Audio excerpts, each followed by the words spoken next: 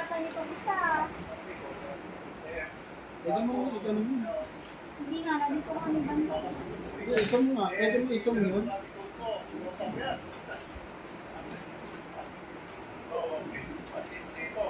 Tingnan natin pang isa. Kung magugustuhan ni Nick.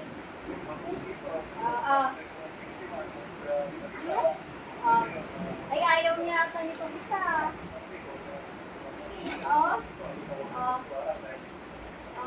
Anong inaayawan niya si baby girl? Ay, wow! Ay, wow! Wow! Gusto ni Em! Yum, yum! Gusto niya, gagi. Ahoy! Tama na, baka ang daming mukha niya. Ay, yan. Gusto niya! Very good! Pasado! Pasado kay Nick. Order na kayo, pasado kay Nick. Kung pasado kay Nick, ibig sabihin masarap talaga yan.